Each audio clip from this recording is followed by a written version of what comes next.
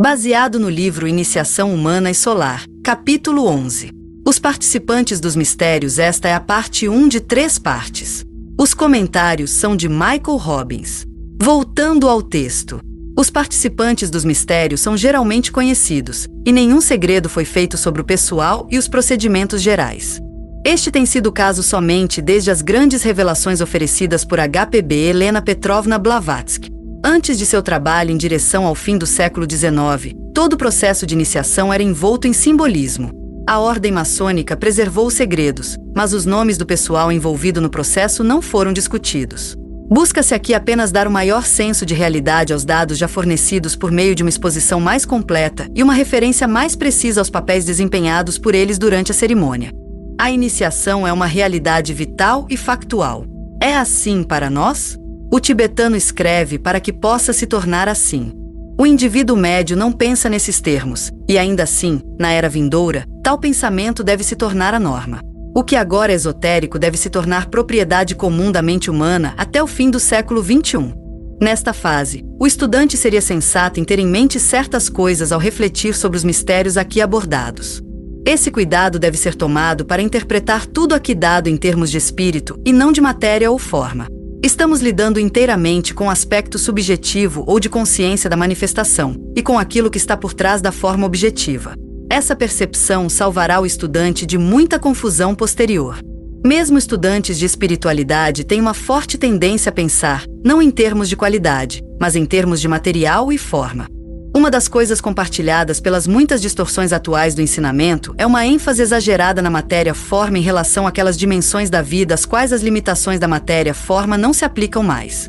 Temos em mente que matéria e forma não são a mesma coisa. A matéria está relacionada ao primeiro derramamento da divindade, a criação da substância que fundamenta a manifestação, e a forma ao arranjo geométrico dessa matéria pelo segundo logos no segundo derramamento. Notamos que o tibetano nos diz que devemos pensar em termos de espírito, mas é evidente que ele não exclui a alma da consideração, pois a alma se relaciona com o aspecto subjetivo ou de consciência da manifestação. Uma maneira simples de entender a abordagem necessária é pensar em termos da energia que a forma revela e oculta, e não em termos da forma em si e da matéria que a constitui. Em suma, as coisas dos planos superiores não podem ser expressas com precisão em termos de fenômenos concretos do plano físico. Quando há uma tentativa de fazê-lo, a distorção e, portanto, a deturpação são inevitáveis. Que estamos considerando fatos que são substanciais e reais no plano mental, o plano em que todas as principais iniciações acontecem, mas que não são materializados no plano físico e não são fenômenos do plano físico. Observamos a importante declaração de que todas as principais iniciações ocorrem no plano mental. Esta é uma declaração importante e não deve ser tomada apenas pelo valor de face. Já que a quinta iniciação é uma iniciação maior, isso significa que ela também acontece no plano mental? E quanto às associações búdicas e átmicas com a quinta iniciação? A sexta iniciação é uma iniciação maior? Alguém poderia pensar que sim. Mas ela também acontece no plano mental, mesmo muito tempo depois que o corpo causal foi destruído? A mesma questão, considerando a destruição do corpo causal e a relação desse corpo com o plano mental superior, também se aplica à quinta iniciação. O número 5, no entanto, tem ressonância com o quinto plano, considerando o plano mental, contando de cima para baixo, como quinto, e assim podemos entender a relação entre a quinta iniciação e o quinto plano. Além disso, o que é, realmente, uma iniciação maior? As duas iniciações do limiar devem ser consideradas iniciações maiores? Em outras palavras, todas as iniciações com as quais estamos normalmente familiarizados devem ser consideradas iniciações maiores, enquanto as iniciações relacionadas aos elementos, ocorrendo entre as iniciações usuais, seriam consideradas menores? 4 pequenas iniciações encontram sua culminância na iniciação propriamente dita. Essas são as iniciações no plano emocional, chamadas respectivamente de iniciações da terra, fogo, água e ar, culminando na segunda iniciação. Note que a realidade é uma questão relativa. Fenômenos e eventos são tão reais, ainda mais, em níveis dimensionais que normalmente consideramos intangíveis. Por meio do processo de treinamento esotérico, o discípulo expande continuamente sua compreensão do que é real. O elo entre os dois planos existe na continuidade da consciência que o iniciado terá desenvolvido e que lhe permitirá trazer ao cérebro físico ocorrências e acontecimentos nos planos subjetivos da vida. Deca menciona a ligação entre o plano mental e o plano físico. Este elo sempre existe, mas se o elo for realizado conscientemente, será necessário o que chamamos de continuidade da consciência. A continuidade da consciência, como aqui descrito, e envolvendo especialmente não apenas o plano mental, mas o plano mental superior, é prerrogativa dos iniciados. Corroboração da iniciação. A corroboração destas ocorrências e a prova da exatidão do conhecimento transmitido serão demonstradas da seguinte forma. Não é preciso acreditar na realidade do processo de iniciação e seus resultados. A factualidade do processo de iniciação e seus resultados podem ser provados, por si mesmo e para si mesmo. Esse tipo de prova é o tipo que é importante. Primeiro precisamos provar a realidade das ocorrências internas para nós mesmos. Isso mudará nossa abordagem de teórica para a prática. Não seremos mais simplesmente faladores. Em e através dos centros etéricos.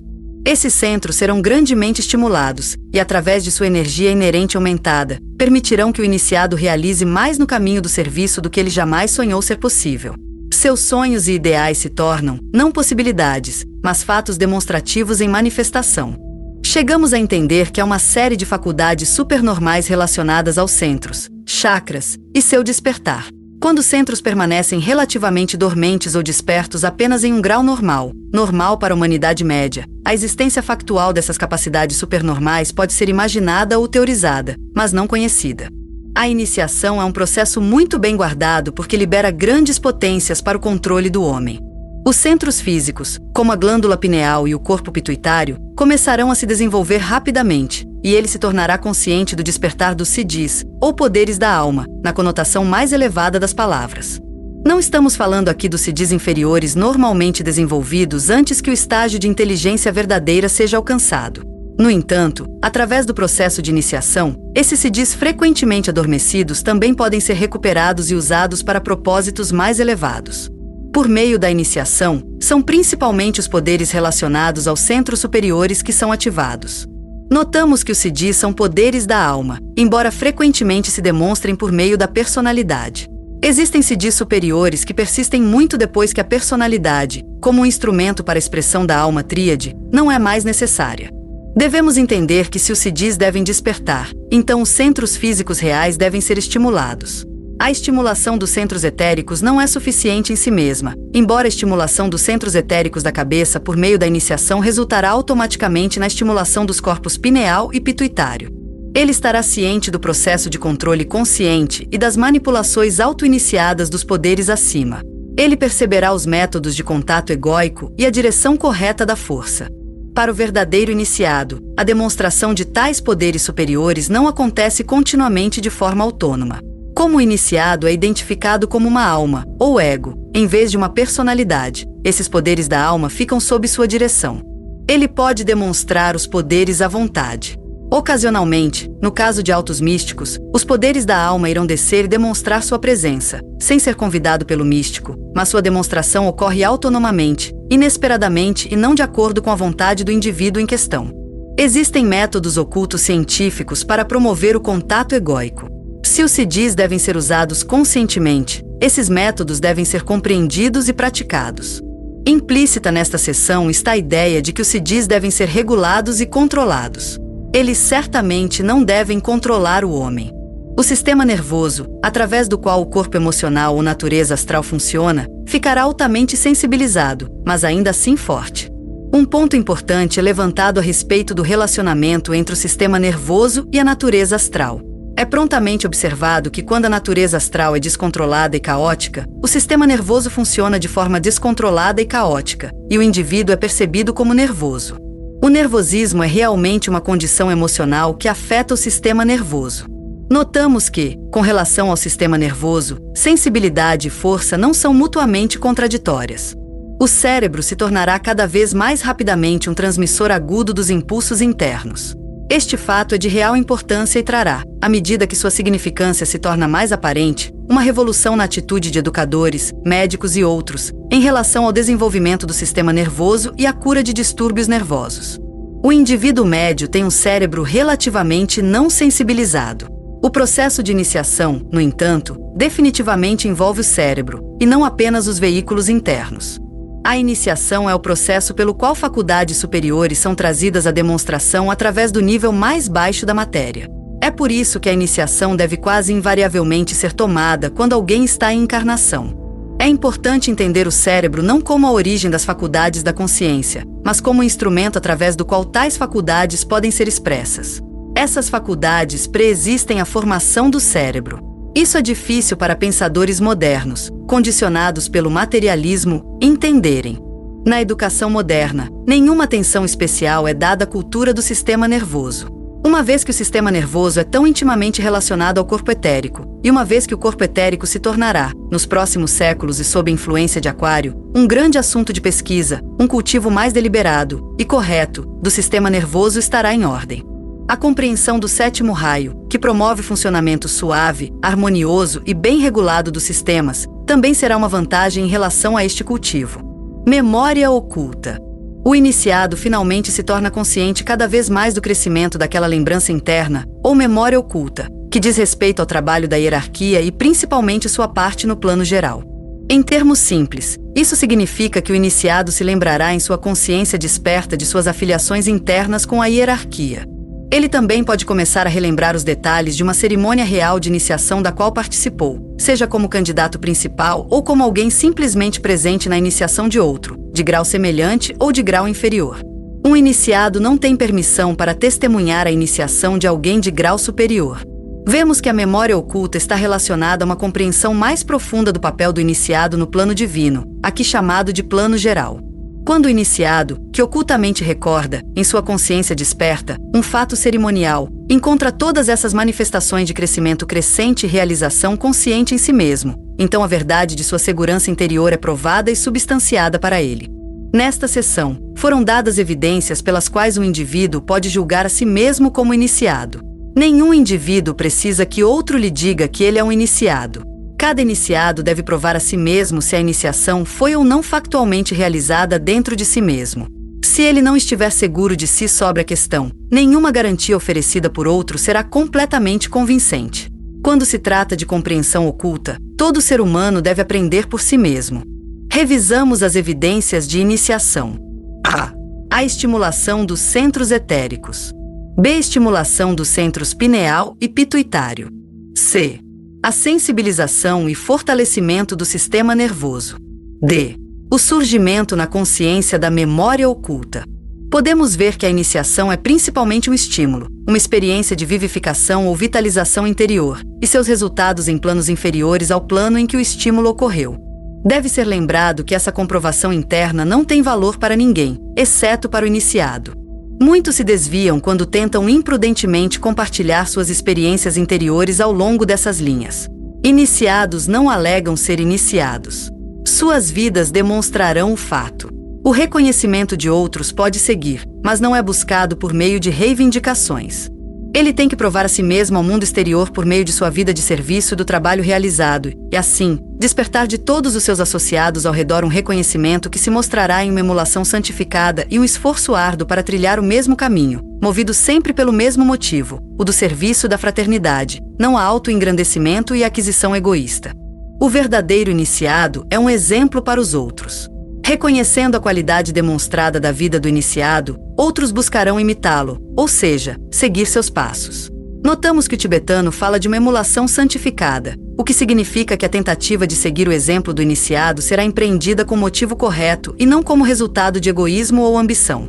É útil que um iniciado seja reconhecido, não pelo bem do iniciado e seu bem-estar pessoal, mas pelo efeito inspirador que tal reconhecimento tem sobre aqueles que reconhecem. O verdadeiro iniciado não se importa em ser reconhecido em qualquer sentido pessoal. Se, no entanto, tal reconhecimento pode auxiliar o trabalho que ele busca realizar em linha com o plano divino, então o reconhecimento é útil.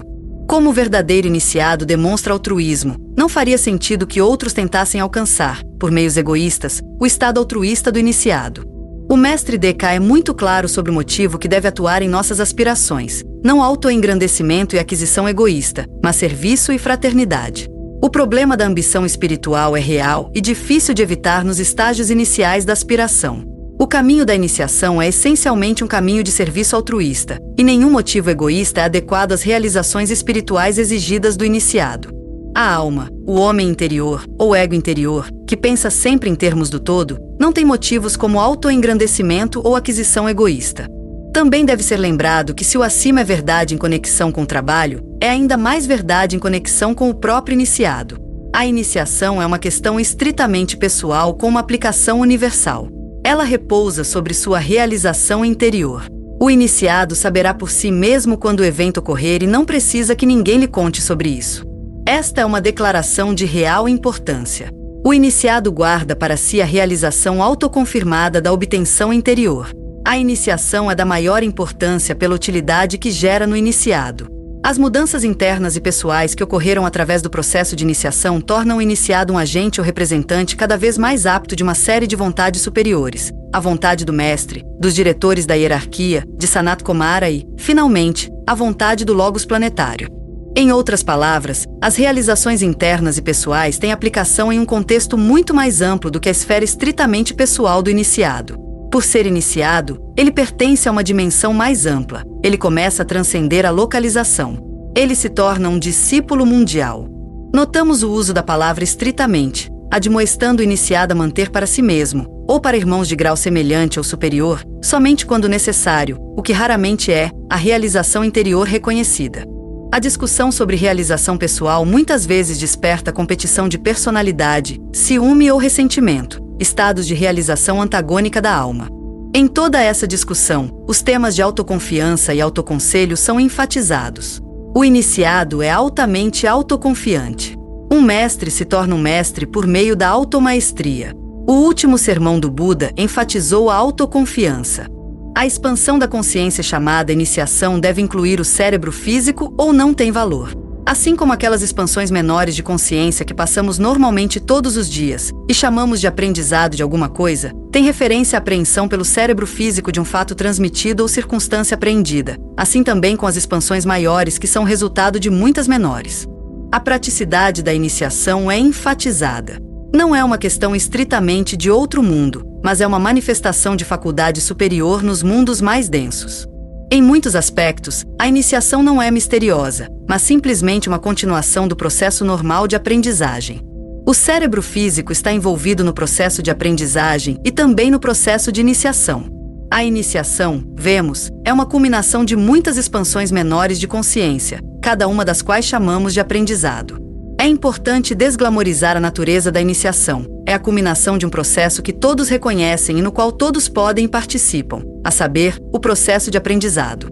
Ao mesmo tempo, é bem possível que homens que estejam atuando no plano físico e estejam ativamente empregados no serviço mundial não tenham nenhuma lembrança de terem passado pelo processo iniciático, mas que, ainda assim, podem ter recebido a primeira ou a segunda iniciação em uma vida anterior ou anterior. A ignorância de ter passado pelo processo iniciático pode ser mais a regra do que a exceção, especialmente em relação às duas primeiras iniciações, do limiar. A probabilidade de recordação ocorre mais em relação à terceira iniciação e além. A terceira iniciação é naturalmente associada ao terceiro raio. O Senhor do Raio que transmite o terceiro raio é chamado de Senhor da Memória. Esse padrão de associações tem alguma significância. Isso é o resultado, simplesmente, da falta de ponte entre uma vida e outra, ou pode ser o resultado de uma decisão definitiva do ego. A falha em reter a lembrança da iniciação tem duas causas. Por trás das palavras, falta de ponte está oculto um processo definitivamente oculto envolvendo acesso ao conteúdo dos átomos permanentes. Um estudo do esquecimento deve ser empreendido. Em todos os casos, é devido a uma forma de interferência vibratória que impede o fluxo de informação de um domínio vibratório para outro. A segunda razão é declarada como uma decisão definida do ego. O ego, neste caso, pode significar o anjo solar, ou pode significar a consciência do homem que está funcionando em seu corpo causal entre encarnações e, portanto, possuidor de uma consciência muito mais plena do que é possível quando limitado pelo cérebro físico.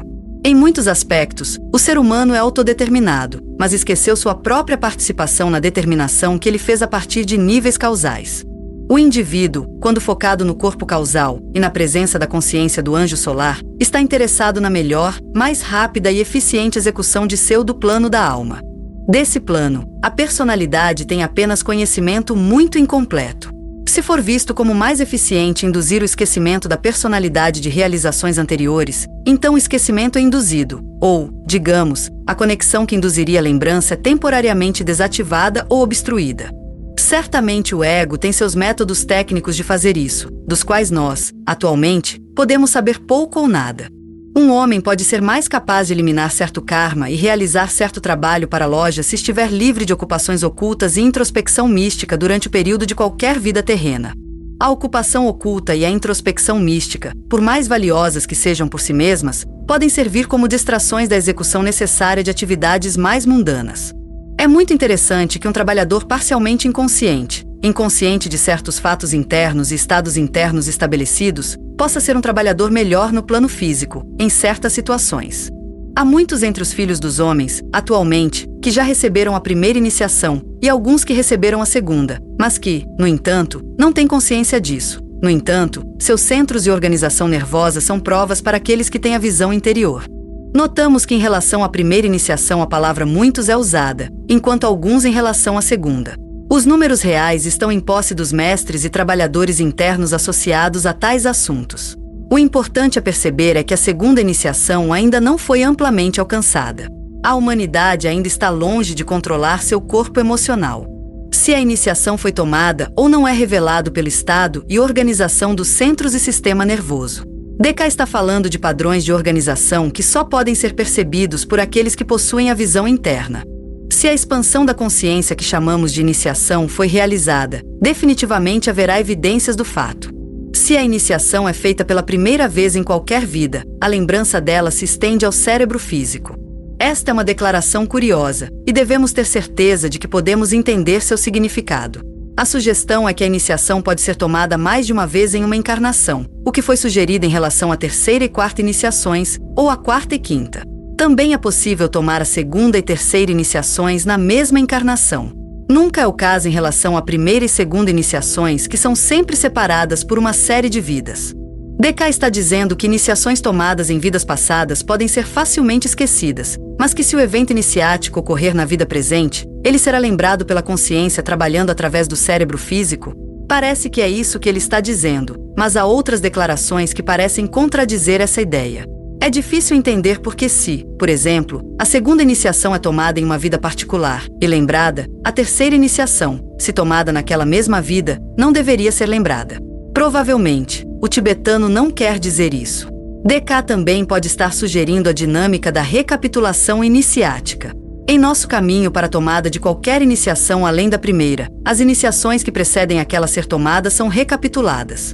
Esta recapitulação não é uma cerimônia, mas a reobtenção do estado de energia que foi estabelecido pela cerimônia que estabeleceu aquele nível iniciático como um fato na consciência e no ser do indivíduo. Assim, por exemplo, uma pessoa que recebeu a segunda iniciação em uma vida anterior e está a caminho de receber a terceira iniciação na vida presente, experimentará uma recapitulação da segunda iniciação nesta vida presente, mas pode não perceber ou se lembrar dessa recapitulação. Os pensamentos anteriores são uma tentativa de dar sentido a esta declaração muito importante, mas um tanto enigmática, do tibetano. A curiosidade, ou mesmo a vida mundana, nunca levaram um homem ao portal da iniciação. É importante entendermos o que não servirá para fazer de um homem um iniciado. O bem viver ordinário é necessário e é assumido como presente. Ele é em si insuficiente. A curiosidade é uma desvantagem. A curiosidade, ao despertar uma forte vibração na natureza inferior do homem, serve apenas para afastá-lo, em vez de aproximá-lo, do objetivo em que está interessado. Podemos ver que a curiosidade se origina na personalidade. A curiosidade é o desejo de saber, mas um desejo dissociado da responsabilidade que deve ser assumida pelo conhecedor. A mente sonda, mas o coração fica para trás, descomprometido. Enquanto uma vida boa e comum, quando não promovida por uma vida de sacrifício total pelos outros, e por uma reticência, humildade e desinteresse de um tipo muito incomum, pode servir para construir bons veículos que serão úteis em outra encarnação, mas não servirá para quebrar aquelas barreiras, externas e internas, e superar aquelas forças e energias opostas que se interpõem entre um homem bom e a cerimônia de iniciação. Este é realmente um parágrafo importante. O valor da vida boa e ordinária é afirmado, mas esse valor é visto em relação a vidas futuras, em vez da presente. O tibetano aproveita a ocasião para apresentar certos requisitos para aqueles que seriam iniciados, e mostra esses requisitos como distintos da boa vida comum. Uma vida de sacrifício total pelos outros, reticência, humildade e desinteresse de um tipo muito incomum, essas não são exigências fáceis. Na verdade, são exigentes. Quantas pessoas comuns e boas possuem tais exigências? A razão e a experiência nos dizem, muito poucas.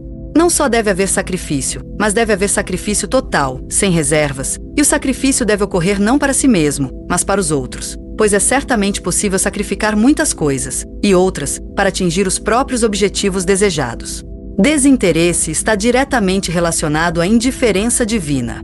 Não se deve importar com o que acontece com a vida da personalidade, desde que os objetivos da alma sejam alcançados. Reticência é um respeito pela santidade dos segredos da iniciação. O verdadeiro iniciado sabe quando é certo falar e quando se abster de falar. O tibetano é realista sobre as forças e energias opostas que se interpõem entre um homem bom e a cerimônia de iniciação. Enquanto o homem bom permanecer imperturbável pelas energias espirituais inevitavelmente perturbadoras, ele não estará ciente das barreiras entre ele e a real liberdade espiritual. A perturbação foi simbolizada no 8º trabalho de Hércules, em Escorpião, como disparo de flechas de fogo na caverna onde dorme o dragão, neste caso, simbolizando a negatividade realizada abrigada pelo homem bom comum. Muitas vezes, nós mesmos, no caminho do discipulado, não percebemos as barreiras que se interpõem em nosso caminho. A presença atenta do Mestre, no entanto, prova ser tanto estimulante quanto perturbadora, e nossa negatividade é despertada de uma maneira que não pode ser ignorada. O caminho do discipulado é difícil de trilhar e o caminho da iniciação ainda mais difícil. Ler tal declaração é o suficiente para dissuadir alguns que aspiram. Quão profunda é nossa aspiração?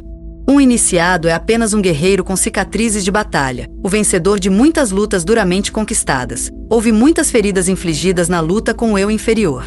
O inimigo está, acima de tudo, dentro. Quando as vitórias sobre o eu foram alcançadas, o inimigo externo pode ser confrontado com sucesso. Confrontar o inimigo externo antes que o inimigo interno tenha sido reconhecido e subjugado é apenas confrontar a si mesmo projetado como um inimigo externo. Ele não fala de suas realizações, pois está muito ocupado com o grande trabalho que tem em mãos. Ele não faz referência a si mesmo ou a tudo que realizou, exceto para depreciar a pequenez do que foi feito. A atitude de humildade é evidente. Aquele que fala de si mesmo e de suas realizações está, por um momento, distraído da grande obra. Devido à ampla perspectiva do iniciado, ele percebe que suas realizações, que podem parecer tão extensas para pessoas de menor realização, são realmente pequenas quando comparadas à necessidade maior. O iniciado sofre com a dor que a perspectiva ampliada traz, mas também é exaltado pela alegria que acompanha essa perspectiva ampliada. No entanto, para o mundo ele é sempre um homem de grande influência, o portador do poder espiritual, o personificador de ideais, o trabalhador da humanidade, que infalivelmente traz resultados que as gerações futuras reconhecerão. Deca nos conta como o mundo percebe o iniciado, um homem de grande influência, um portador de poder espiritual, um encarnador de ideais, um trabalhador para a humanidade, alguém que traz resultados reconhecíveis especialmente nas gerações seguintes. Vamos olhar para o cenário mundial e ver quem preenche esses requisitos. Ao fazermos isso, podemos ter certeza de que estamos nomeando iniciados? É claro, muitos que são iniciados, mas que trabalham nos bastidores. Tais, por enquanto, são os mestres. Ele é alguém que, apesar de todas essas grandes conquistas, raramente é compreendido por sua própria geração. O iniciado pensa no futuro e, por isso, muitas vezes é incompreendido no presente. Ele é frequentemente alvo da língua dos homens, e frequentemente tudo que ele faz é mal interpretado. O iniciado busca trazer mudança, mas a mudança real perturba o conforto. Como os seres humanos são tão viciados em conforto, eles frequentemente se ressentem daquele que o perturba. Assim, eles se ressentem do iniciado. Além disso, as pessoas geralmente não têm a mentalidade necessária para entender alguém que pensa em termos de realidades que só se apresentarão à maioria em uma data futura. Ele deposita tudo que tem, tempo, dinheiro, influência, reputação e tudo que o mundo considera valioso, no altar do serviço altruísta e frequentemente oferece sua vida como um presente final, apenas para descobrir que aqueles a quem ele serviu devolvem seu presente, desprezam sua renúncia e o rotulam com nomes desagradáveis. Há a sensação de que o mestre Deca está falando, não teoricamente, mas a partir de experiência pessoal. Aquele que seria iniciado não pode imaginar que o mundo o adorará por seus esforços. Rejeição, escárnio, desprezo e calúnia são mais prováveis de serem seu destino e, claro, serão imerecidos. Essa condição existe porque a natureza lunar é constituída de tal forma que se rebela contra a natureza solar, que o iniciado representa. Quantos têm a coragem de encarar o que aqui aparece como uma inevitabilidade? Podemos começar a entender as palavras do Mestre Jesus. Pai, perdoa-lhes, eles não sabem o que fazem. Mas o iniciado não se importa, pois é seu privilégio de ver algo no futuro e, portanto, ele percebe que a força que ele gerou, no devido tempo, realizará o plano. Ele sabe também que seu nome e esforço estão registrados nos arquivos da loja e que o observador silencioso dos assuntos dos homens tomou conhecimento. Assim, há um tipo de compensação interna para o iniciado que lhe traz alguma doçura para a amargura que ele voluntariamente sofre. Não é que ele anseie por esse reconhecimento de cima, mas ele vem, inevitavelmente, de acordo com a lei. A previsão do iniciado é uma espécie de compensação para ele. Ele vê que, apresentando evidências em contrário, seus sacrifícios não são em vão, mas darão frutos no futuro. Existentias planetárias. Considerando agora as personalidades que participam das cerimônias de iniciação, as primeiras a serem tratadas são aquelas que são denominadas existências planetárias. Notamos que mesmo grandes existências têm personalidades e podem ser discutidas como personalidades. Nossa compreensão desta palavra personalidade deve ser ampliada. Isso se refere àqueles grandes seres que, por um período de manifestação planetária, ofuscam ou permanecem com nossa humanidade. O termo ofuscar é interessante. Tais seres se colocam entre a humanidade e uma fonte ainda mais última, lançando assim uma sombra de algum tipo? Se esse for o caso, a sombra que eles lançam é um meio de transmitir a energia maior de uma maneira assimilável pela humanidade. Tais seres podem ser notados pela sombra benéfica que projetam sobre a humanidade ou sobre um ser humano. Normalmente, uma sombra é considerada uma redução de luz, mas no caso de tais seres ofuscantes ou superiluminados, sua presença é notada como uma intensificação de luz. Notamos que Descartes discute um período de manifestação planetária e não necessariamente o período inteiro de tal manifestação.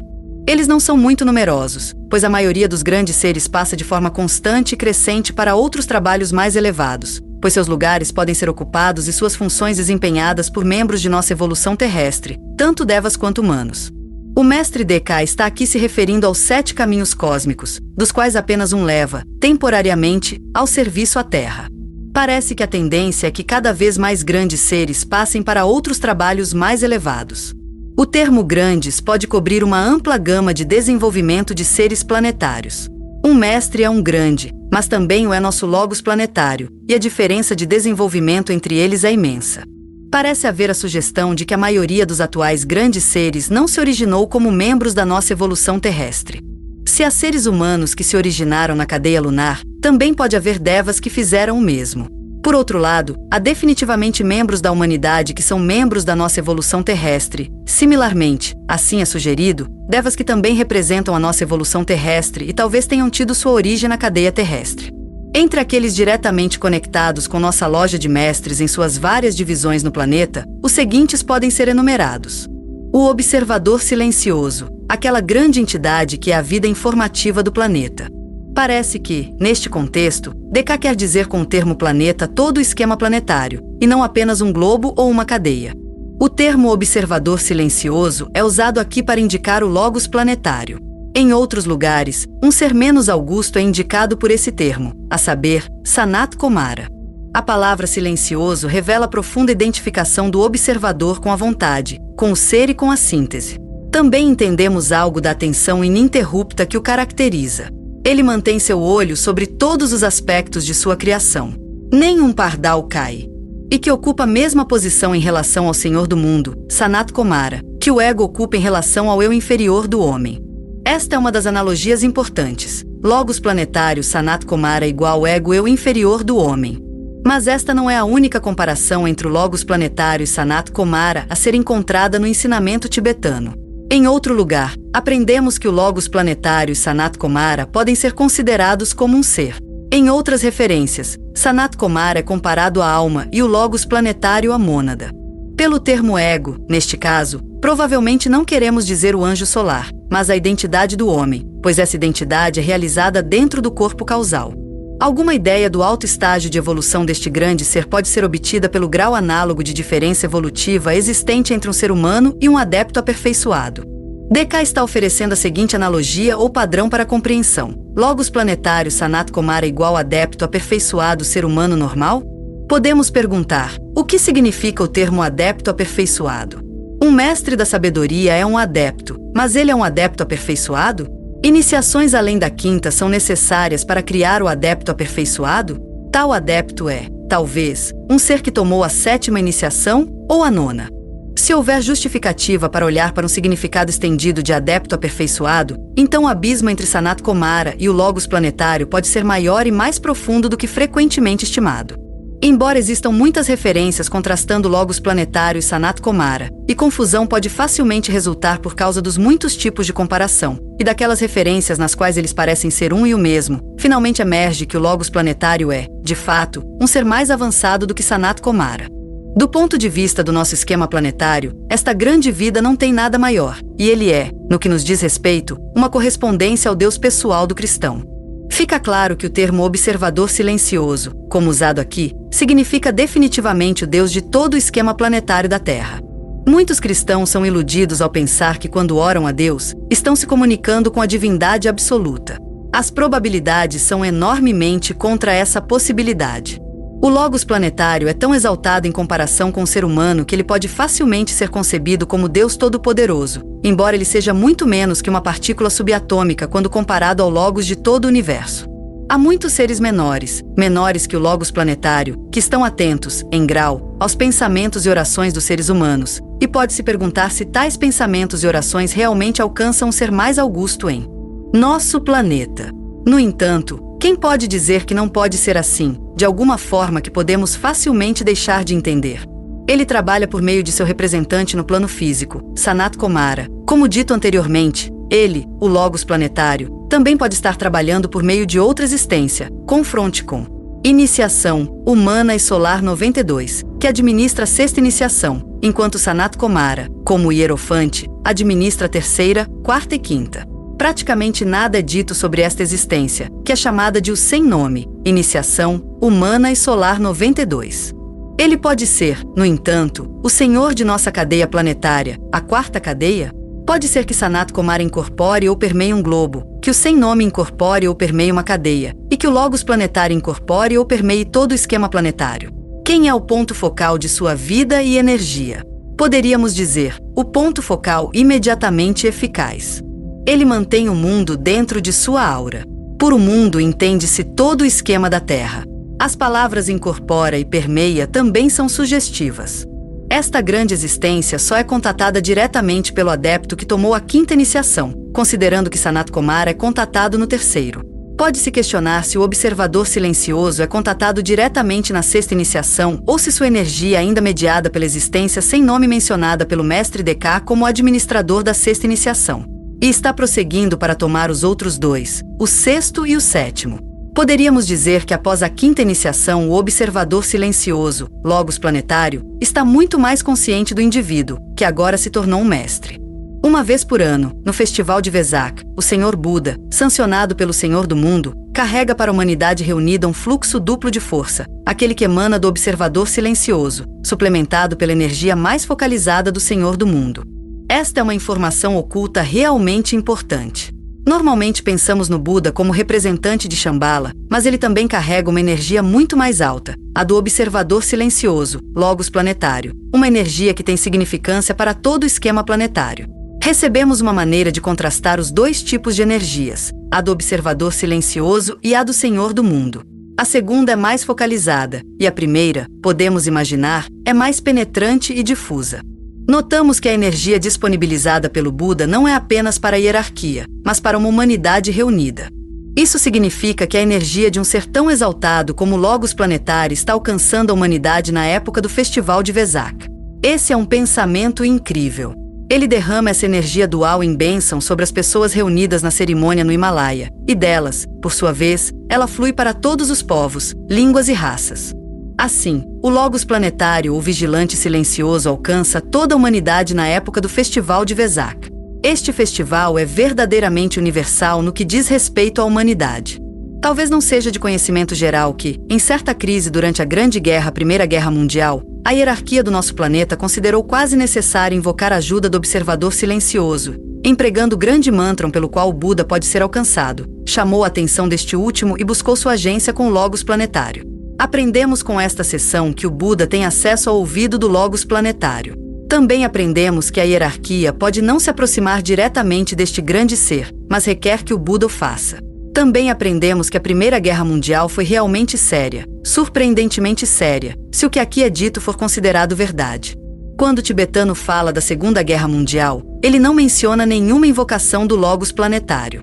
Em vez disso, os grandes seres que tiveram que ser alcançados para salvar a situação eram os senhores da libertação, essencialmente, seres Shambhalik. Também notamos que a hierarquia funciona de acordo com as leis da invocação e tem métodos específicos de contato com seres superiores. Por exemplo, como lhe foi dado, o grande mantra pelo qual o Buda pode ser alcançado. Em consulta entre o Logos planetário, o Senhor do Mundo, um dos Budas da atividade, o Buda, o Mahashohan e o Manu. Esses nomes são dados em ordem de seu estágio evolutivo relativo. Lembramos que na época da consulta, provavelmente 1916 ou 1917, o Mestre R ainda não era Mahashohan. Aprendemos também que há definitivamente uma distinção entre o Logos planetário e Sanat Kumara, independentemente dos casos em que eles parecem ser referenciados como o mesmo ser. Em outro lugar, aprendemos que Sanat Kumara havia ignorado seus discípulos, os 3 Budas da atividade, por causa dos sacrifícios deles, e provavelmente, de outra perspectiva, por causa dos dele também. O que talvez seja surpreendente é o alto status do Buda. Embora o Mahashohan e o Manu tenham mantido seus postos por um longo período de tempo, o Mahashohan por um tempo muito maior do que o atual Manu, que assumiu seu posto, somos informados, há cerca de 100 mil anos. Iniciação humana e solar 42. Estamos na presença de uma das aparentemente grandes discrepâncias no ensino. A raça ariana é a 5ª raça raiz, e é frequentemente afirmado que começou há cerca de 1 milhão de anos. No entanto, nas referências presentes, encontramos o número 100 mil dado, iniciação, humana e solar 42. Talvez seja a divisão teutônica da raça ariana que é referenciada como tendo começado então, um tempo relativamente curto atrás.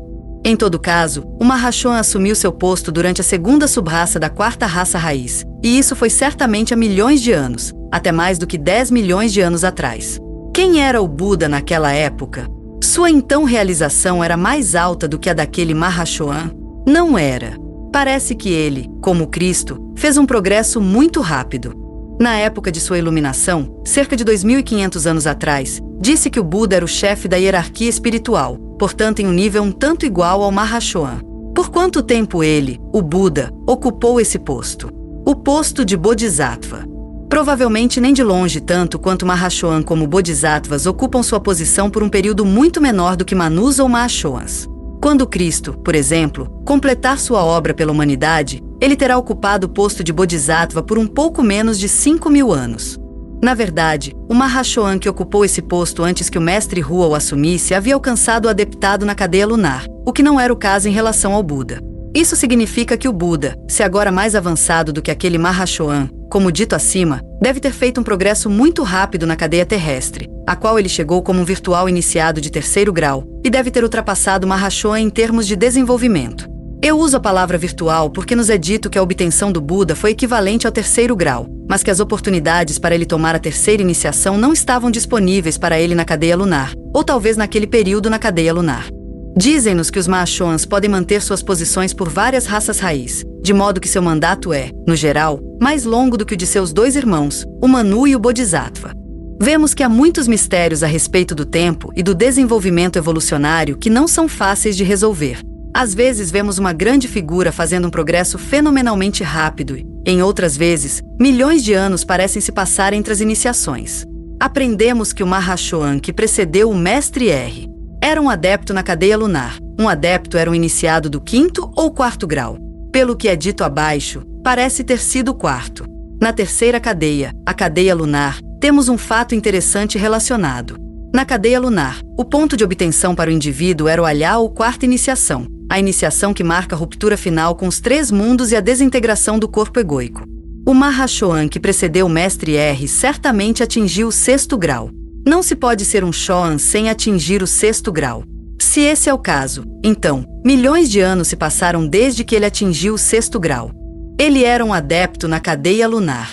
Isso significaria que ele havia alcançado, lá, muito provavelmente, o 4º grau. Quando ele veio para a cadeia terrestre, ele não teria tido muito tempo para passar do 5º para o 6º grau, o que como Mahashohan ele deve ter alcançado. Há também Shohans do 7º grau. O Cristo, de certa forma, está se tornando um Shohan do 7º grau, assim como o Buda. O Mahashohan anterior era um Shohan do 7º grau ou ele se tornou um? Não há nada dado para indicar isso, embora ele tenha estado em seu posto por tanto tempo, milhões de anos. De fato, muito pelo contrário, é indicado que tanto o Mahashohan anterior quanto o atual Manu são iniciados do 6º grau, já que em uma lista dada mais adiante neste capítulo, o Buda, que ainda não atingiu o 7º grau completo, é considerado um homem de desenvolvimento avançado em relação ao Mahashohan anterior e ao atual Manu. Agora vamos pensar. Para se tornar um Mahashohan, é preciso obviamente ser um Shohan, ou seja, um iniciado do 6º grau. Isso significaria que há mais de 10 milhões de anos o Mahashohan anterior assumiu o 6º grau e que ele era, na época em que iniciação humana e solar foi escrito, ainda um iniciado do 6º grau. Recentemente, isso pode ter mudado. Mas, independentemente disso, ao longo de milhões de anos, seu status iniciático não teria mudado. Isso mostra o perigo de generalizar sobre o número de anos, séculos ou milênios que podem ser necessários para passar de uma iniciação para outra.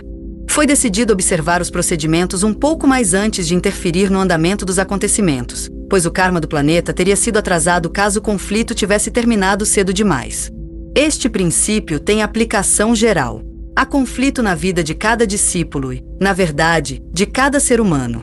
Esse conflito é espiritualmente saudável a longo prazo, pois somos membros do 4º reino da natureza e avançamos por meio da harmonia através do conflito, a energia do 4º raio. É só que a luta não deve passar de certos limites. Sua confiança na capacidade dos homens de ajustar devidamente as condições era justificada, e a interferência se mostrou desnecessária. Não sabemos em que ponto da guerra ocorreu a conferência. O ponto de virada da guerra ocorreu quando a América entrou na batalha em talvez fosse isso que significava ajuste, ou talvez fosse a abdicação forçada do Kaiser Wilhelm e a decisão de chegar a um armistício. Entendemos que a hierarquia deve permitir que o sofrimento humano siga seu curso para que lições importantes possam ser aprendidas. Esta conferência ocorreu em Shambhala.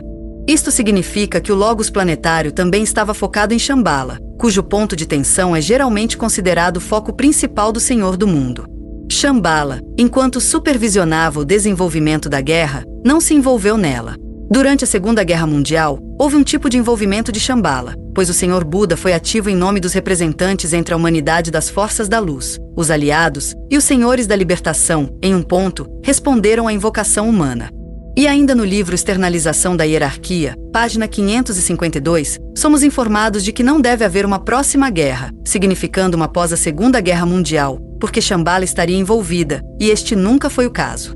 Então, aparentemente, o tipo de envolvimento de certas figuras espirituais elevadas associadas a Shambhala durante a Segunda Guerra Mundial não foi o envolvimento do tipo que DK prevê, caso haja outra guerra, e religiosa. Somos informados na mesma página que a próxima guerra aniquilaria a maior parte da raça humana. Isto é mencionado para mostrar o escrutínio minucioso dado a tudo que diz respeito aos assuntos dos homens pelas várias existências planetárias. É literalmente verdade, em um sentido oculto, que nenhum pardal cai sem que sua queda seja notada. O ponto de tensão conhecido como Shambhala pode parecer distante dos assuntos dos homens, e em geral dos 3 mundos inferiores, mas tais assuntos abaixo são examinados de perto por aqueles acima. A ilusão de distância é uma ilusão humana e não tem base em fatos. Pode-se perguntar por que o Bodhisattva não foi incluído na conferência. A razão era que a guerra estava no departamento do Manu, e os membros da hierarquia se preocupam com aquilo que é estritamente seus próprios negócios. O envolvimento do Buda aponta para um fator de 1º raio em sua natureza, embora ele seja uma alma de 2º raio, embora o termo alma não possa significar, em seu estado avançado, o que normalmente significa para nós. Aqueles no 2º raio que seguem o caminho do Buda vão para Shambhala. O caminho da sabedoria tem muito do 1º raio. Mesmo que este não fosse o caso, a mônada do 3º raio do Buda e, presumivelmente, do então Mahashohan, está diretamente relacionada ao 1º raio. Na guerra posterior, de 1939 a 1945, o Cristo, ou Bodhisattva, tornou-se o comandante espiritual interno dos exércitos do Senhor. Então algo de real importância parece ter acontecido em relação ao seu papel em tais conflitos mundiais. O Mahashohan, sendo a personificação do princípio inteligente ou manásico, participa de todas as conferências. Aqui está outra explicação geral do envolvimento do Mahashohan. O Mahashohan está muito próximo de todos os assuntos dos homens. O Mahashohan trabalha principalmente no 3º raio e a humanidade representa o 3º centro, ou garganta, do planeta, um centro governado naturalmente pelo 3º raio. No próximo grande conflito, o Departamento de Religiões estará envolvido, e o Bodhisattva estará intimamente envolvido. Este livro foi escrito no início da década de podemos concluir que o mestre DK pode ter previsto a vinda da Segunda Guerra Mundial, ou pelo menos sua possibilidade. Em outro lugar, somos informados de que ela poderia ter sido evitada. Vemos pelo papel que Cristo assumiu na Segunda Guerra Mundial que a declaração de DK provou estar correta. Porque o Bodhisattva deveria ter se envolvido na Segunda Guerra Mundial e não na Primeira. A Segunda Guerra Mundial foi uma guerra total e representou um ataque completo à humanidade pela Loja Negra. Todos os níveis de civilização estavam sob ataque e, ao que parece, uma resposta mais sintética era necessária da hierarquia. Sem dúvida, há outras razões mais profundas. Seu irmão, o Manu, estará então relativamente isento e prosseguirá com seus próprios assuntos. A implicação é que o Manu não estaria, e não estava, muito envolvido no conflito que chamamos de Segunda Guerra Mundial. Pode ser que a alma da humanidade tenha sido mobilizada naquela guerra, Segunda Guerra Mundial, um processo diretamente relacionado ao departamento do Bodhisattva, o Cristo. É preciso analisar a natureza oculta dessas duas guerras, frequentemente vistas pela hierarquia, na verdade, como uma única guerra, de 1914 a 1945, e não creio que estejamos equipados para fazê-lo adequadamente. As duas guerras, juntas, no entanto, representaram um ataque concertado das forças do materialismo contra a emergência da humanidade na nova era. A luz da nova era está muito próxima, por essa razão, a escuridão foi evocada. Curiosamente, ao contrastar a Primeira Guerra Mundial e a Segunda Guerra Mundial, DK descobre que durante a Segunda Guerra Mundial, menos ódio estava em evidência, no geral. Atualmente, apesar das aparências, as forças da luz são vitoriosas e estão definitivamente mantendo as coisas estáveis. É por esta razão que nada ainda extinguiu o espírito de boa vontade e de compreensão simpática que existe entre os povos de todas as nações, não excluindo a Alemanha. Esta tem sido a característica significativa mais notável do conflito atual.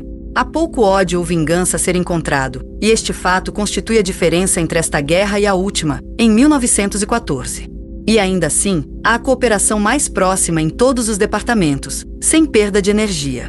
Devido à unidade de consciência daqueles que estão livres dos 3 planos inferiores, o que transpira em um departamento é conhecido nos outros. O triângulo dos 3 grandes senhores apresenta para nós um modelo excepcional de trabalho triangular ideal. Vemos que a unidade de consciência realmente requer liberdade dos 3 planos inferiores. Como o Logos planetário está envolvido apenas nas 2 iniciações finais, que não são obrigatórias como as 5 anteriores, não serve para nada estender-nos sobre sua obra. A preocupação do Logos planetário é distinta em cada uma dessas 2 iniciações finais. É muito mais focada na 7ª iniciação. Na 6ª, o maior iniciador é uma grande existência sem nome. Aqui a 6ª e a 7ª iniciações são chamadas de finais. Mais adiante no texto, o que parecem ser a 8ª e a 9ª são consideradas finais. O que não significa que a 6ª e a 7ª iniciações não sejam compulsórias. Devemos pensar nessa declaração como significando não compulsórias em nosso planeta? Eventualmente, todos os seres têm que passar pelo equivalente à 6ª e à 7ª iniciações, em algum lugar. Vemos no texto imediatamente abaixo que o termo final não pode aqui se referir à 8ª e à 9ª iniciações, porque a 8ª e a 9ª não são tomadas nos planos búdico e átmico, mas definitivamente em planos superiores, enquanto a libertação para o plano astral cósmico está sendo preparada. Essas iniciações são realizadas nos planos búdico e átmico, enquanto as 5 primeiras são realizadas no mental. Aqui está um esclarecimento parcial para perguntas feitas anteriormente. Podemos certamente entender a relação entre a 6ª iniciação e o plano búdico, pois Budi é chamado de 6º princípio, e a 7ª iniciação em relação a Atma, pois Atma é um plano arquetípico de lei e ordem. O seguinte de um tratado sobre o fogo cósmico 696-697, no entanto, dá uma perspectiva diferente sobre quais iniciações estão associadas a quais planos, mas deve ser sempre lembrado que as principais iniciações são tomadas no corpo causal ou dissociadas desse corpo, no plano búdico. Nas 2 iniciações finais, que libertam o homem dos 3 mundos e o capacitam a funcionar no corpo logoico de vitalidade e a exercer a força que anima esse veículo logoico, o iniciado se torna estrela de 5 pontas, e ela desce sobre ele, se funde nele, e ele é visto em seu próprio centro. Essa descida é provocada pela ação do iniciador, empunhando a vara do poder, e coloca o homem em contato com o centro no corpo do Logos planetário do qual ele faz parte. Isso é conscientemente efetuado. As duas iniciações, chamadas de sexta e sétima, ocorrem no plano átmico. A estrela de 5 pontas brilha de dentro de si mesma. Como diz a frase esotérica, e se torna estrela de 7 pontas. Ela desce sobre o homem e ele entra na chama. É claro que devemos ter muito cuidado com o termo duas iniciações finais, porque na citação imediatamente acima ele parece fazer referência à quarta e quinta iniciação. Na seção anterior, as duas iniciações finais fazem referência à sexta e sétima, e mais adiante no texto, parece que o termo faz referência à oitava e nona. O contexto continua mudando e devemos estar alertas. E em Os Raios e as Iniciações, 733, outro locus de iniciação é dado para o 7º grau. É esta revelação que é concedida ao iniciado nesta 7ª iniciação da ressurreição. Ele toma esta iniciação sobre o que, por falta de uma frase melhor, chamamos de plano logóico, ou no nível de consciência do Senhor do mundo. Ainda outra perspectiva é oferecida no seguinte de um tratado sobre o fogo cósmico 121. Na 5ª iniciação, ele ascende com o homem celestial para o 5º plano, do ponto de vista humano, o átmico, e na 6ª ele dominou o 2º éter cósmico e tem consciência monádica e continuidade de função. Na 7ª iniciação, ele domina toda a esfera da matéria contida no plano cósmico mais baixo, escapa de todo contato etérico e funciona no plano astral cósmico. Em relação à 5ª iniciação, por exemplo, as referências nos dizem que ela é tomada no plano mental, o plano búdico, e também que, nessa iniciação, o iniciado ascende ao plano átmico. Devemos manter essas diferentes perspectivas em mente. Em nosso estágio de evolução, não somos capazes de resolvê-las, mas somos capazes de pensar sobre como e por que essas várias altas iniciações podem ser relacionadas a diferentes planos. Podemos ter certeza de que, na consideração de detalhes aos quais não temos acesso, a resolução virá. O Senhor do mundo, o único iniciador, aquele que é chamado na Bíblia de o Ancião dos Dias e nas Escrituras hindus de primeiro Komara. O Senhor do mundo é algumas vezes chamado de primeiro Komara, em um ponto, o 4º. Um tratado sobre o fogo cósmico 74. Não importa qual seja o seu número, ele é preeminente entre os 7 Komaras. Ele, Sanat Kumara, é quem, do seu trono em Shambhala, no deserto de Gobi. Poderíamos dizer que este é o seu trono mais baixo. Preside a loja dos mestres e segura em suas mãos as rédeas do governo em todos os 3 departamentos.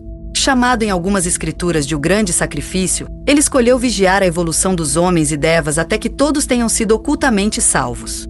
Há uma questão profunda. O que constitui a salvação? Vemos que Descartes usa a palavra ocultamente para descrever o tipo de salvação pretendido. Podemos dizer que representa a libertação da possibilidade de que as forças do materialismo prevaleçam na vida de qualquer unidade. Sanat Kumara também foi chamado de Observador Silencioso, Iniciação, Humana e Solar 29, um tratado sobre o fogo cósmico 728, especialmente com relação à humanidade. É interessante e digno de nota que os devas também devem ser ocultamente salvos. O que tal salvação pode significar para eles? Que eles não podem mais construir ou podem ser construídos em formas que não servem ao plano divino. Embora Sanat Kumara possa ter recebido sua grande tarefa, notamos que ela foi escolhida por ele. É ele quem decide sobre os avanços nos diferentes departamentos e quem define quem preencherá os cargos vagos. Vemos Sanat Kumara como o grande diretor e supervisor do processo planetário. A organização dentro da hierarquia, e Shambhala, não se baseia em personalidades, mas em funções que devem ser cumpridas ou cargos que devem ser preenchidos. Assim, a impessoalidade essencial da vida dentro desses 2 grandes centros é evidente. É ele quem, 4 vezes por ano, se reúne em conferência com todos os Shoans e mestres, e autoriza o que deve ser feito para promover os fins da evolução. Notamos que os encontros entre Sanat Kumara e os Shoans ocorrem com frequência razoável. Os encontros podem ocorrer nos momentos de 4 luas cheias, ou, talvez, nos pontos de solstício e equinócio, pois esses eventos constituem uma quadritude persistentemente repetida na vida planetária. A hierarquia atende cuidadosamente a esses 4 pontos cardeais e determina seus ritmos de acordo. Ocasionalmente, ele também se encontra com iniciados de menor grau, mas apenas em momentos de grandes crises, quando algum indivíduo tem a oportunidade de trazer paz a partir de conflitos e acender uma chama pela qual formas que se cristalizam rapidamente são destruídas e a vida aprisionada consequentemente libertada. Em alguns dos primeiros escritos teosóficos, certos autores afirmam ter estado em reuniões nas quais Sanat Kumara estava presente, sejam tais alegações fatos ou ficção. Vemos que a lei da economia é rigorosamente observada. Pelo que foi dito, parece que tais encontros incomuns ocorreriam principalmente com iniciados de primeiro raio, abaixo do nível de mestre, pois são eles que estariam relacionados à destruição de formas em prol da libertação. Digamos simplesmente que as alegações de ter se encontrado com Sanat Kumara, tão frequentemente ouvidas, devem ser medidas em relação à declaração acima, indicando a raridade de quaisquer encontros do Senhor do Mundo com iniciados de nível inferior ao de mestre. Em determinados períodos do ano, a loja se reúne, e no Festival de Vesak, reúne-se sob sua jurisdição para 3 propósitos. Ou a reunião de Vesak está incluída nas 4 reuniões anuais, ou é independente delas. Se incluídas, as 4 reuniões anuais provavelmente ocorrerão em relação às luas cheias dos signos fixos do zodíaco. Se independentes, os solstícios e equinócios são bons candidatos para horários de reunião. Considerando os 4 pontos cardeais e os 4 signos fixos, temos uma aproximação de uma figura geométrica de 8 braços formada por 2 cruzes, uma figura muito oculta, segundo nos dizem. Também vimos a sugestão de que há um evento hierárquico especial ocorrendo em Agosto Leão. Mais tarde, muito mais tarde, ele participa daquele reconhecimento augusto que ocorre quando a voz emite, como acontece anualmente, do centro de Shambhala, e o selo é colocado na aceitação da hierarquia, com todos os seus novos associados, pelo Senhor do Mundo. Os raios e as iniciações 58. Se esse for o caso, haveria fortes argumentos para que o encontro ocorresse em pontos de sinalização fixos. Entrar em contato com a força planetária por meio do Buda. A força planetária a ser contatada deve ser transhierárquica, emanando pelo menos do reino das vidas planetárias, isto é, o reino das energias exercidas por aqueles do 6º grau e além. Realizar o principal das conferências trimestrais. Esta é uma dica de que as conferências trimestrais ocorrem em relação às luas cheias que ocorrem durante os signos da cruz fixa. Fica claro que tudo, em relação a Shambhala, ocorre ritmicamente. Admitir a cerimônia de iniciação aqueles que estiverem prontos em todos os graus. A ocasião do Festival de Vesak é um momento de grande oportunidade iniciática. Aprendemos sobre o fluxo dual de energia transmitido pelo Buda, um fluxo do Logos planetário e outro de Sanat Kumara. Essas 2 grandes energias promovem possibilidades iniciáticas. 3 outras cerimônias de iniciação ocorrem durante o ano. Começa a parecer mais provável que essas cerimônias ocorram nos momentos das luas cheias da cruz fixa. A principal ocorreria então em Vesak, com as outras 3 ocorrendo em Leão, Escorpião e Aquário. A conexão de Leão com a primeira iniciação é bem estabelecida. Escorpião é arquetipicamente associado à segunda iniciação. Aquário, de acordo com várias referências, está envolvido tanto na terceira quanto na 4ª iniciação. Para as iniciações menores administradas pelo Bodhisattva, todas elas no departamento do Mahashohan, e em um ou outro dos 4 raios menores, os raios de atributo. O que DK quer dizer com iniciações menores? Nas próximas 2 sessões, algo enigmático está sendo sugerido. É como se as iniciações menores aqui mencionadas não fossem iniciações 1 e 2, pois estas são cobertas no ponto número 2 abaixo. Para apoiar este ponto de vista, temos o seguinte: hierárquico, usado por uma hierarquia oculta para iniciações menores e para as 2 primeiras iniciações de manas pelo Bodhisattva. Iniciação, humana e solar 127. O seguinte também aponta para iniciações menores que não são as 2 usuais iniciações do limiar. Essas influências e relações quádruplas produzem as iniciações menores do plano astral que sempre precedem as iniciações maiores em Capricórnio, por sua vez preparadas em Escorpião. EA 362.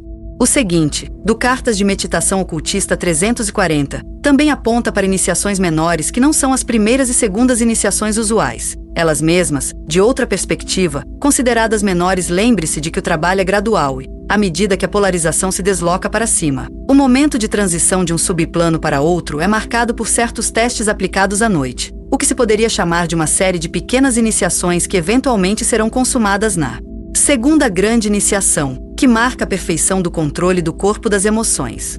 4 pequenas iniciações encontram sua culminância na iniciação propriamente dita. Essas são as iniciações no plano emocional, chamadas respectivamente de iniciações da terra, fogo, água e ar, culminando na segunda iniciação. As iniciações mencionadas imediatamente acima são iniciações do plano astral que ocorrem especificamente entre a primeira e a segunda iniciações. Essas são menores, mas não é dado se são supervisionadas por um iniciador, ou se for, o Bodhisattva é esse iniciador. No entanto, essa possibilidade deve ser contemplada. As 4 primeiras iniciações, como geralmente consideradas, são o nascimento, o batismo, a transfiguração e a crucificação, e, em relação a elas, os 4 raios de atributo são raios controladores. O nascimento é controlado pelo 7º raio, o batismo pelo 6º, a transfiguração pelo 5º e a crucificação renúncia pelo 4º. Para as iniciações principais em um ou outro dos 3 raios principais, os raios de aspecto, que são administrados pelo Bodhisattva, são, portanto, as 2 primeiras iniciações. Embora esta seção pareça bastante direta, ela é enigmática. Se as 2 primeiras iniciações aqui referenciadas são o nascimento e o batismo, então elas não são dadas nos raios maiores, os raios de aspecto. E mesmo se começarmos o sistema de numeração com a iniciação 3, chamando-a de primeira iniciação, ela também, e a seguinte, também não são condicionadas por raios de aspecto, mas pelo 5º e 4º raios respectivamente. Ambos raios de atributo. Das iniciações normalmente consideradas, o Bodhisattva administra apenas na primeira e na segunda. Porque essas 2 iniciações deveriam ser chamadas de iniciações maiores, como são aqui, quando em outros lugares, as iniciações maiores são ditas começar no 3º grau. Há 98 referências à iniciação maior e iniciações maiores, e ao examiná-las torna-se evidente que os termos são usados diferentemente em contextos diferentes. Às vezes, eles se referem apenas a iniciações do 3º e além, e às vezes incluem os 2 primeiros, quando comparados a iniciações verdadeiramente menores, como aquelas no plano astral. Ainda temos o problema de decidir como os 3 raios principais se relacionam com as 2 primeiras iniciações. Podem ser encontradas maneiras em que isso é assim, mas não são as maneiras usuais de pensar. Para as 3 iniciações mais elevadas nas quais Sanat Kumara impunha a vara. Em outro lugar, somos informados de que Sanat Kumara impunha o cetro da iniciação na 3ª, 4ª e 5ª iniciações, a transfiguração, a crucificação e a revelação. Em todas as iniciações o Senhor do Mundo está presente, mas nas 2 primeiras ele ocupa uma posição semelhante à ocupada pelo vigilante silencioso, quando Sanat Kumara administra o juramento na 3ª, 4ª e 5ª iniciações. Esta é outra declaração de real importância, indicando a presença do Senhor do Mundo em todas as iniciações. Uma coisa é estar presente em uma iniciação, como uma presença, e outra é administrar o juramento em uma iniciação em particular. Assim como a mônada está envolvida até mesmo nas 2 iniciações do limiar, Sanat Kumara, relacionado à mônada. Já que a mônada é residente de Shambhala, também está envolvido, embora abstraído do processo imediato. Seu poder flui e o brilho da estrela diante do iniciado é o sinal de sua aprovação, mas o iniciado não vê face a face até a 3ª iniciação. Aprendemos que em cada iniciação, não apenas na 3ª, a estrela brilha diante do iniciado. É a 3ª iniciação, a transfiguração, que é geralmente associada com o aparecimento da estrela brilhando. Agora, outra aparente contradição. Um estudo detalhado dos livros revela que o iniciado não vê Sanat Kumara face a face até a 5ª iniciação, certamente não na 3ª. Então, o mestre D.K., como ele usa aqui o termo 3ª iniciação, está realmente querendo dizer a 5ª? Se ele está fazendo isso, então ele está mudando perspectivas em apenas algumas frases, mas esse tipo de mudança não é incomum e é um método de cegamento oculto. Na frase de D.K. imediatamente acima, a perspectiva parece ser aquela que começa a numerar as iniciações reais começando na 3ª, nomeando-a a primeira. A função dos 3 Kumaras, ou os 3 Budas da atividade na iniciação é interessante.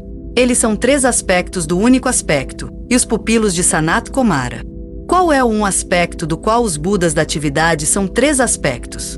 É o 3º aspecto? Parece que sim. Sobre a relação entre os Budas e Sanat Kumara, disse o seguinte: Sanat Kumara agora deu um passo à frente deles na grande escada cósmica da evolução, pois um aspecto da lei dos sacrifícios condicionou os raios e as iniciações 268. Isso é interessante na medida em que é o sacrifício de Sanat Kumara que geralmente é enfatizado, e certamente parece que seu sacrifício é tão grande quanto deles. Em todo caso, ele é o professor deles e eles são seus alunos. Não podemos saber os detalhes, ou se em algum momento eles se colocaram em desenvolvimento à frente dele.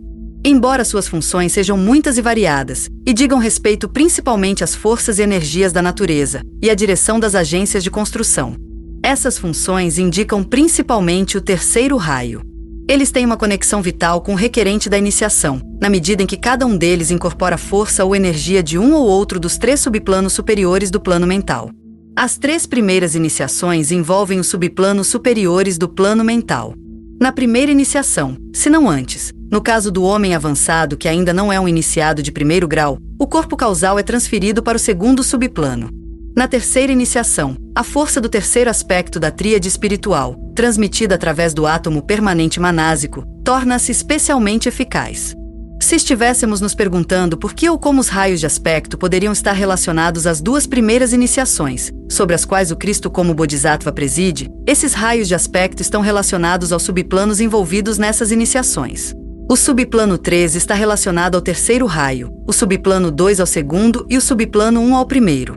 O Cristo não administra a terceira iniciação, mas está presente e ocupa uma posição de responsabilidade na configuração geométrica que caracteriza essa iniciação. Portanto, na terceira iniciação, um desses Kumaras transmite ao corpo causal do iniciado aquela energia que destrói a matéria do terceiro subplano e, assim, provoca parte da destruição do veículo. Descobrimos que, embora o veículo causal seja inteiramente destruído na quarta iniciação, sua destruição começa na terceira iniciação. Essa destruição se concentrará na área das pétalas do conhecimento.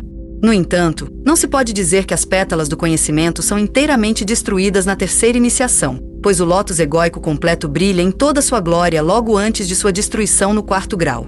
Podemos dizer que a destruição começa com uma diênfase das pétalas do conhecimento e da matéria do terceiro subplano. É certo que as pétalas do conhecimento são compostas de matéria do terceiro subplano, mas há razão para acreditar que, já que corpos causais foram inicialmente estabelecidos no terceiro subplano, todas as pétalas são compostas desse tipo de matéria. Talvez, com o tempo, as várias pétalas mudem sua frequência vibratória e, portanto, podem ser ditas relacionadas a subplanos mais altos que o terceiro. Uma questão mais profunda é: pode a matéria de um plano superior existir sobre ou dentro de um inferior? Então teríamos que analisar o significado de sobre ou dentro. Parece que o Buda da atividade envolvido nesta primeira fase de destruição é aquele que impunha o terceiro raio, mesmo que todos estejam mais ou menos sob o terceiro raio.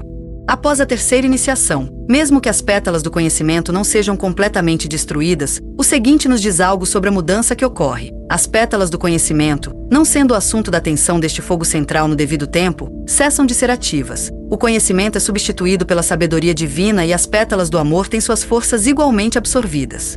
Um tratado sobre o fogo cósmico 1119. Na quarta iniciação, outro Buda transmite a força do segundo plano e, na quinta, a força do primeiro subplano é passada de forma semelhante para os átomos restantes do veículo causal, produzindo a libertação final. Podemos inferir que é a força do segundo plano, impulsionada por Budi, que é majoritariamente responsável pela destruição do veículo causal. Em outro lugar, somos informados de que é o segundo aspecto da vontade que é responsável pela destruição do corpo causal, o que, portanto, causa a destruição do corpo da alma. O agente destruidor é o segundo aspecto da vontade. O terceiro ou mais baixo aspecto da vontade, trabalhando através da mente ou do princípio manásico, era o fator de sustentação no longo ciclo de desenvolvimento da personalidade. Era o princípio da síntese inteligente, mantendo o princípio da vida intacto e individualizado através da longa série de encarnações sucessivas. Os raios e as iniciações 216. A matéria do veículo causal não é inteiramente dispersa no quarto grau. A energia do primeiro raio transmitida através do primeiro subplano do plano mental auxilia nessa dispersão final. O trabalho realizado pelo segundo Kumara, com a força do segundo subplano, é neste sistema solar o mais importante em conexão com o corpo egóico e produz sua dissipação completa, enquanto a aplicação final faz com que os próprios átomos, que formaram aquele corpo, se dispersem. A forma causal é dissipada pela força do segundo raio, pois o segundo raio é o raio construtor da forma. Afrouxar as ligações magnéticas causa a dissipação. Mas há uma diferença entre dissipação, a desintegração de uma forma, e dispersão, a dispersão dos átomos dessa forma. A última ocorre sob o impacto do primeiro raio e da primeira força do subplano. É bem conhecido que o primeiro raio tem um efeito dispersivo, de dispersão. Fica claro que um iniciado não é realmente livre na quarta iniciação. Ele ainda é prejudicado pelos átomos restantes do corpo causal dissipado. Durante a cerimônia de iniciação, quando o iniciado fica diante do Senhor do Mundo, esses três grandes seres formam um triângulo, dentro de cujas linhas de força o iniciado se encontra. Nas duas primeiras iniciações, em que o Bodhisattva funciona como o hierofante, o Mahashoan, o Manu e um Shoan que temporariamente representa o segundo departamento desempenham um ofício semelhante. Nas duas iniciações mais elevadas, aqueles três Kumaras que são chamados de os Kumaras esotéricos formam um triângulo em que o iniciado fica de pé, quando ele encara o logos planetário. Este é um parágrafo extremamente oculto. Ele detalha a natureza do triângulo de apoio presente em cada tipo de iniciação. torna-se evidente que os membros dos triângulos de apoio não são os mesmos que os patrocinadores do candidato, pois os oficiantes que participam de uma iniciação são dados da seguinte forma: o iniciador, o triângulo de força formado por 3 adeptos ou 3 comaras. Os patrocinadores. Iniciação, humana e solar 111. Os patrocinadores são de uma ordem inferior aos membros do triângulo de apoio. Iniciação iniciador, os membros do triângulo de apoio. Primeiro e segundo Bodhisattva Manu, o Mahashoan e um Shoan representam o segundo departamento, já que Cristo é o hierofante. Terceira, quarta e quinta iniciações, o Senhor do Mundo, os 3 Budas da atividade. A sexta e a sétima iniciações, a existência sem nome, sexta iniciação, e o Logos planetário, sétima iniciação.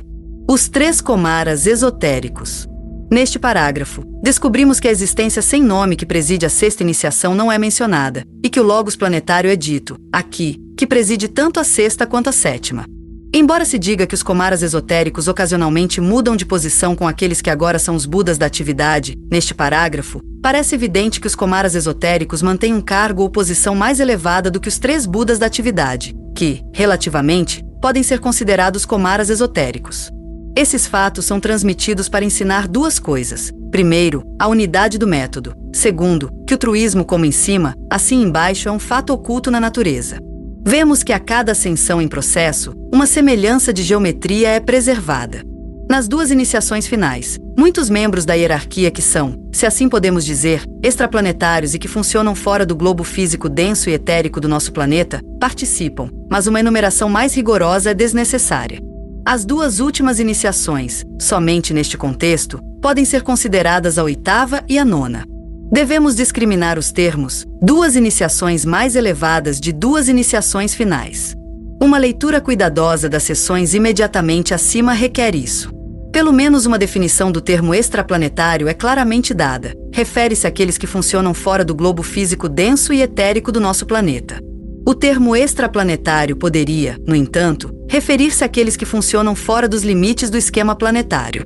Tudo depende do que queremos dizer com planeta. Fazemos referência ao plano físico denso e sua contraparte etérica, ou discutimos todo o esquema planetário. Cada contexto deve ser examinado de perto. Sanat Kumara ainda é o hierofante, mas de uma maneira muito esotérica é o próprio Logos planetário que oficia. Eles são fundidos naquele momento em uma identidade, manifestando diferentes aspectos. Esta é outra declaração extraordinariamente oculta, tendo a ver com a teoria da emanação. Não é que Sanat Kumara não seja mais o hierofante na sexta, sétima, 8ª e 9ª iniciações, mas que uma fusão com o ser do Logos planetário ocorreu. Na sexta iniciação, o sem nome, a existência sem nome, iniciação, humana e solar 42, também faz parte desta fusão. Na sétima iniciação, aquele de quem Sanat Kumara é a manifestação, o Logos do nosso esquema em seu próprio plano, torna-se o hierofante. Na sexta iniciação, a expressão desta existência em um plano intermediário, um ser que deve permanecer sem nome no momento, impunha a vara e administra o juramento e o segredo. Nessas 3 expressões de governo hierárquico, Sanat Kumara na periferia dos 3 mundos, o inominável nos confins dos altos planos da evolução humana e o próprio espírito planetário no estágio final, temos as 3 grandes manifestações do próprio Logos planetário. Através do Logos planetário, na grande iniciação final, flui o poder do Logos solar, e ele é quem revela ao iniciado que o absoluto é a consciência em sua expressão mais plena, embora no estágio da existência humana o absoluto deva ser considerado como inconsciência. Iniciação, humana e solar 92.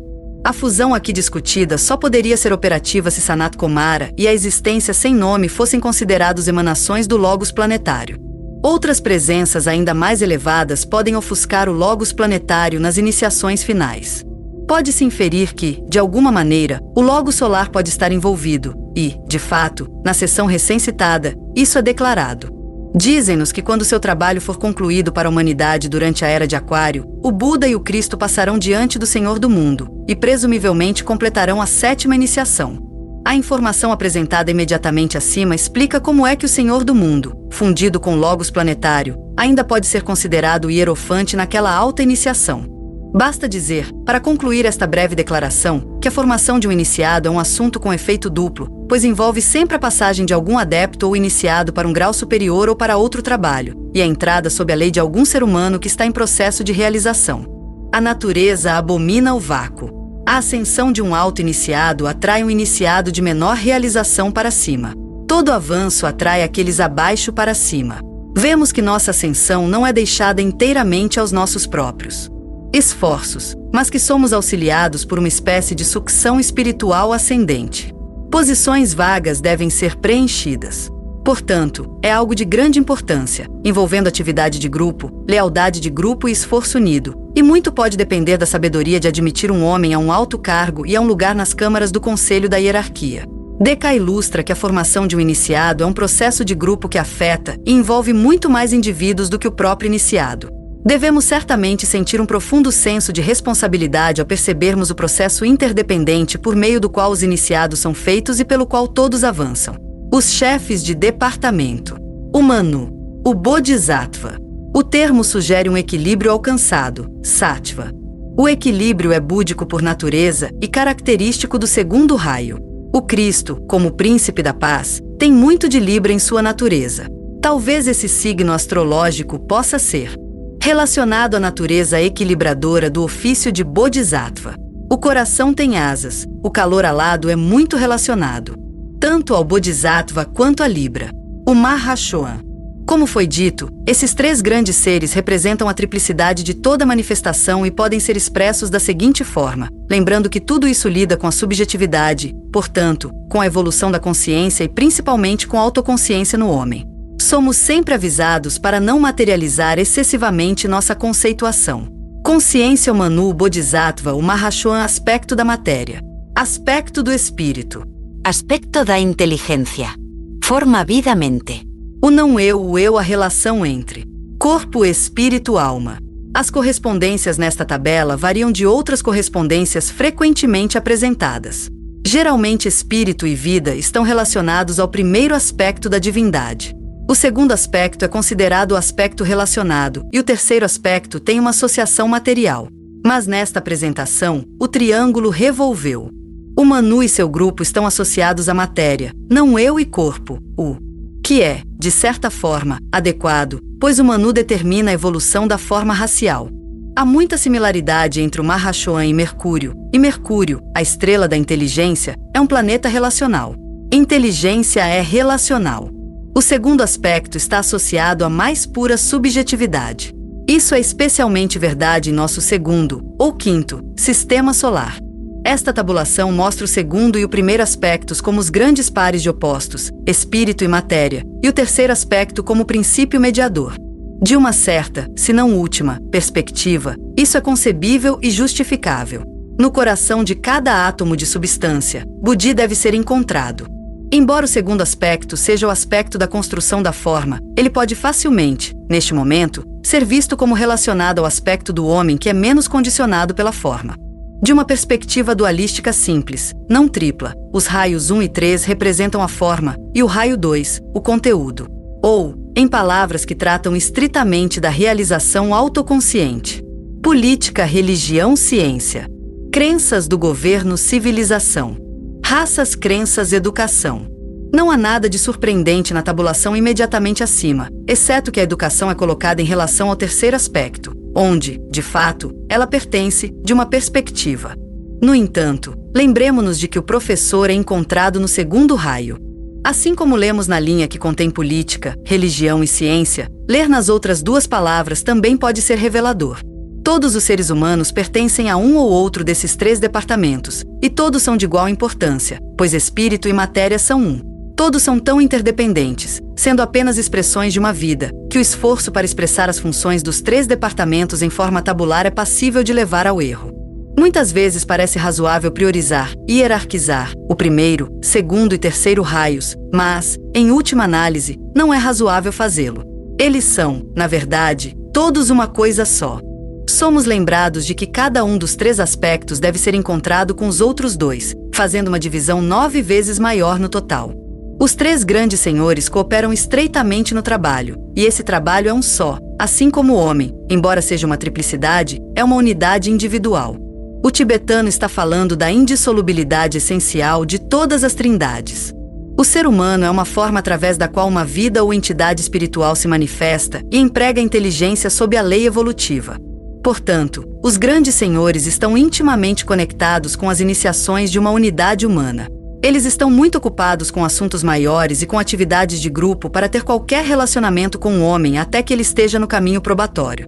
Poderíamos dizer que o estagiário pode, no início de seu processo probatório, ser brevemente notado, mas que tal relacionamento não pode ser extenso ou baseado na atenção constante da parte dos grandes senhores.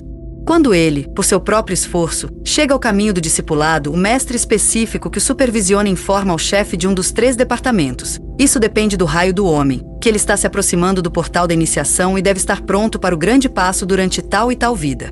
A entrada no caminho do discipulado significa um reconhecimento mais pleno do indivíduo por um dos grandes senhores, de acordo com o raio.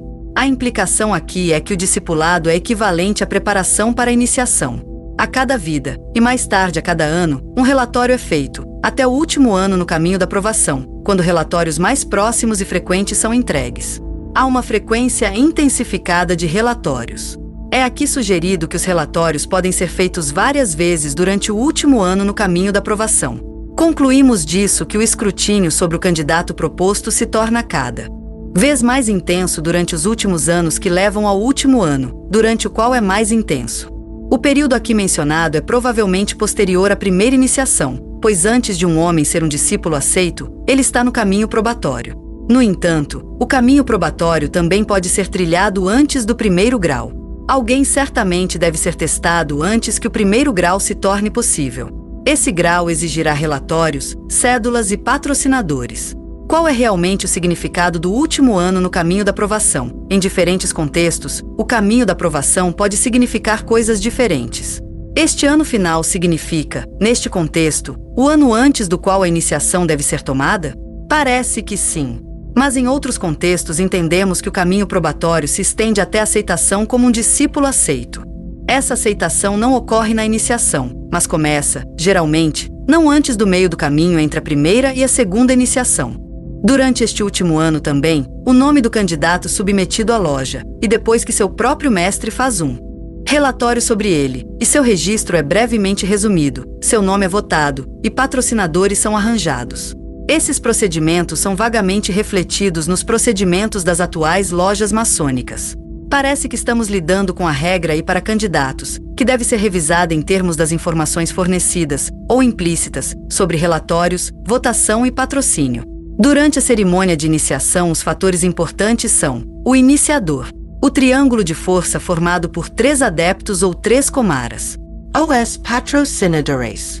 O iniciador representa claramente o primeiro aspecto da divindade, o triângulo, o segundo aspecto, e os patrocinadores, o terceiro.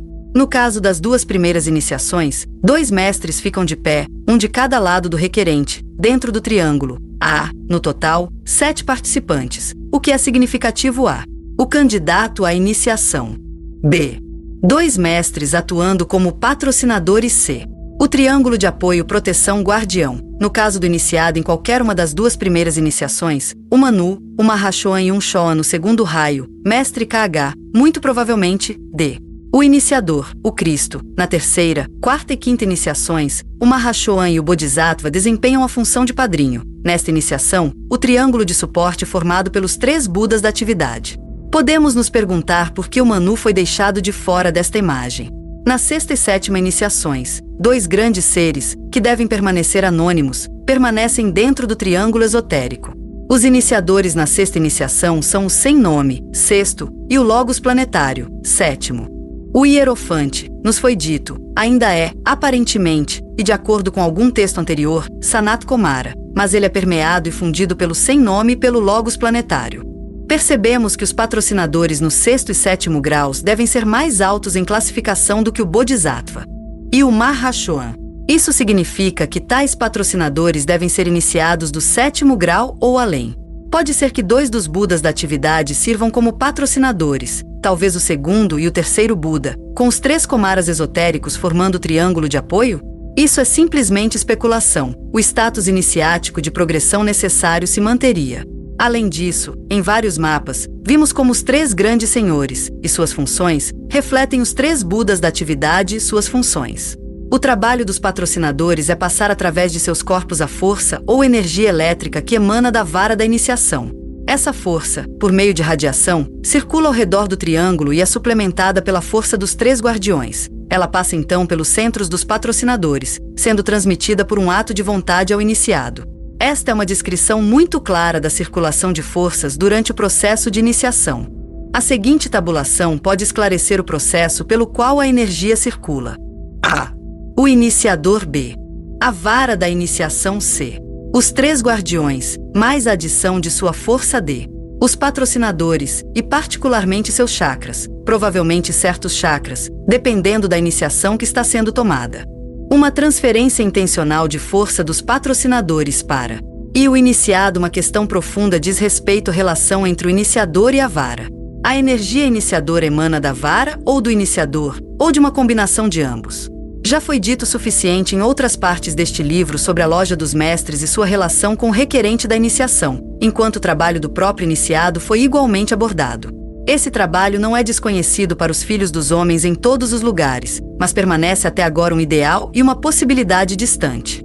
Somos, aparentemente, os filhos dos homens, pequeninos que ainda não foram provados. O propósito deste livro é aproximar a possibilidade distante da concretização. No entanto, quando um homem se esforça para alcançar esse ideal, para torná-lo um fato demonstrável dentro de si, ele descobrirá que isso se torna não apenas uma possibilidade, mas algo atingível, desde que ele se esforce o suficiente. O valor do esforço ardente é aqui acentuado. Tal esforço ardente é integral ao novo yoga, Agni Yoga. A primeira iniciação está ao alcance de muitos, mas a necessária concentração e a firme crença na realidade futura, juntamente com a disposição de sacrificar tudo em vez de voltar atrás, são impedimentos para muitos. Isto é extraordinariamente verdadeiro, e ainda assim se aplica a uma iniciação que muitos presumem ter recebido, a primeira iniciação. Quais são os requisitos? A. A necessária unidirecionalidade, Sagitário, B. Uma crença firme na realidade que se avizinha, a fé é a substância das coisas esperadas, a evidência das coisas não vistas. C.